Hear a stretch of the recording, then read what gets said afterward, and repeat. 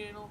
I am Logan, back with another video, and today we are going to be reviewing DC EU or DC Extended Universe's Shazam! Play intro. You already know the gist, guys. First of all, my intro is working. You already know the gist. We are going to review story, actors and actresses, relevant comics, visuals, and my overall rating. Last warning, I don't even know if I put out a warning yet. This is not a professional review. This is a personal preference. If you want to go by me, I am completely my gratitude to you.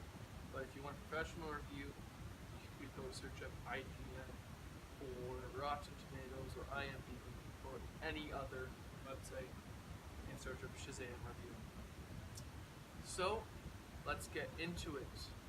So, first of all, let's go into the story. The story is Billy Batson is 14 years old. He goes into group home after group home. Can't find a suitable fit because people haven't been treating him well, so every single time he runs away. Finally, the police find him again after 2 months of him being away from another group home, and this couple that genuinely wants to care about him, cares about him and his development and him going through school and getting to college, takes him in. This couple are actually fosters themselves and made a foster home for other kids. When Billy Batson gets there, all of a sudden, he is kind of overwhelmed by it. He meets his bunker, you could say, in his room, Jack, and a big part of the story is the chemistry between the kid that plays Billy Batson and Zachary Levi that plays Shazam. These two mix very well. They have amazing chemistry with the guy that plays Jack. No, Freddy. Sorry, the kid's name that plays it is Jack. Freddy is his name. They have incredible chemistry with Freddy, and it works very, very, very well. Another main plot to the story is that Billy gets his powers from the all-powerful wizard Shazam, and but that didn't work. He gets his powers from the all-powerful Shazam, one of the 7 or 6, I think, last wizards out of the Council of Magic, and Dr. Sinvina, I think it was his last name, gets the powerful orb from 7 Deadly Sins and is taken over by the 7 Deadly Sins. Thinks he can, overrule everything. He's going to be better than everyone. At the end of the film, a lot of spoilers in this. Sorry for if you wanted to, then stop watching the video. The very end of the film, Zachary Levi and the guy that plays the doctor, they had this really touching moment where it's like, oh, you felt alone, you felt like you've never had anyone in this world. I had the exact same issue. Now, it didn't sound like me and my robotic voice, but it was very, very touching. Another key point to remember in this is that this is not the timeline where Billy lives with his uncle, and his uncle knows that he's Shazam. I was really hoping for that, but I really did enjoy this version of the story, mostly because that people that aren't fans of Shazam, if you went into him living with his uncle, it's a bit darker, and this was supposed to be a kid's movie, so if it wanted kids to get engaged into a DC movie, this is a perfect way. Story-wise, I will give this a 4.8 out of 10, 4.8 out of 5. Now let's get to actors and actresses. I don't know all of their names. Zachary Levi, lead role, plays Shazam. Honestly, I cannot see anyone else playing Shazam after watching it last night. It was really, really good performance by him, and I was very skeptical.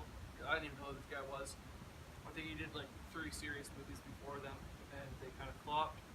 seeing him in a comedy role was really, really well done. Now, Jack Glazer, I think that's how you pronounce his name. He was in It.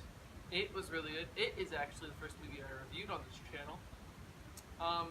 He plays, I call him Puffer Kid because I can't remember his name, but he plays Kid with Puffer in It, and he plays now Freddy as a disability.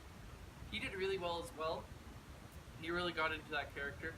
I knew he was going to do it well. He does it. He acts very well. We keep saying he's doing it very well. He does it really good. The kid that plays Billy Batson, I can't remember his name, but he did very well as well. He didn't have, it wasn't 50-50 for him and Zachary Levi having screen time. Zachary Levi had a bit more because he was the actual lead role. But overall, with the screen time they gave him was really, really, really well done. Oh, I can't even remember the actor's name. The actor that plays the Doctor, the main villain. I have seen him in 3 other movies, and all of them very well. He is a great, great, great villain. Like the way that he portrays him, even though that Doctor is a very insignificant DC supervillain in the comics, he did him very well.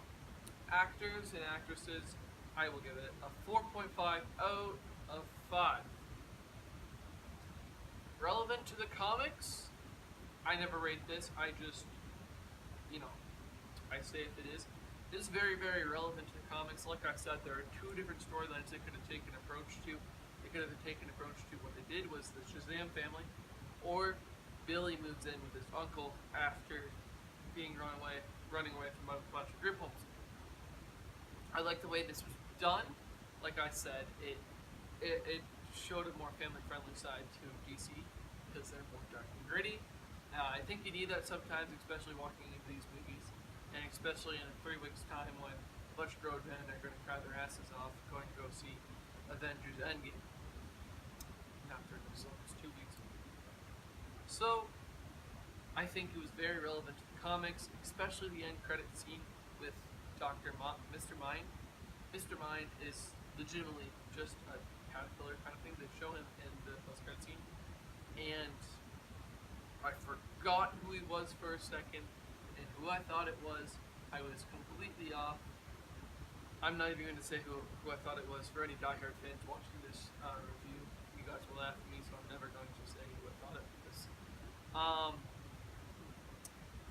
Mr. Mind is he actually has the power from Black Adam. He has Black Adam the captive, and once he awakens him, he is the captive, and that's why he kind of goes crazy as that guy. So it's very accurate to the comics, and it leaves Shazam open for a sequel, very much, with that post-credit scene. Will we see him in Justice League is my question. Yeah, we will. Justice League 2, if that does ever happen. I think if they just recast Ben Affleck, I never liked Ben Affleck, and they have to recast Henry Cavill now. I think Henry Cavill might come back, but you never know. Now, an overall rating, Shazam is my 2nd favorite superhero of all time. I still can't decide my 1st favorite superhero of all time. Shazam he has a special place in my heart. I've read a lot of his comics. I just like the fact that it's a different take on DC stuff, because DC is very dark and gritty, and murders and mysteries, and has to be serious tone. This gives it a more fun and goofy matter than other DC movies in there. Every single other movie takes itself way too seriously. It does it in a good way, but I feel like just this approach gives a more fun vibe, especially for if you're going to go take the kids to the movies. It's a great movie to go see. Even if you've never seen a DC movie, you don't really need to watch the other ones. It's loosely connected, it is in the timeline, but you don't need to watch the other ones. What do I give this overall? I give this movie a 5 out of 5. Straight out. I loved it. Now, my dad looked at me and went, "What the hell did you drag us in?" after the opening scene with the Dr. Savannah. I'm going to call him that. I don't think that's his name. But goes over to the powerful woods of Shazam and is worthy. I thought as soon as that was done, it was an amazing movie. I don't care what anyone says. It's my own valid opinion. I give this a 5 out of 5, mostly because I'm being a bit biased because Shazam is one of my favorite superheroes of all time.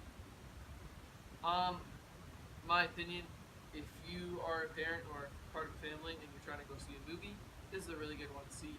I haven't seen Dumbo yet, but if I do see it, I will review it. Another good movie to go see is Dumbo if you want to go cry. There's a bunch of other movies out I want to go see, but I probably won't have enough time to watch it. The review's over. Tell me what you thought in the comments below. If you've seen the movie, give your rating down below. And if you haven't seen the movie and you watch this review and it's a movie that's stumbly for you, I'm sorry about that, but you gotta keep up with me. So I have been Logan. I will see you all later, and peace.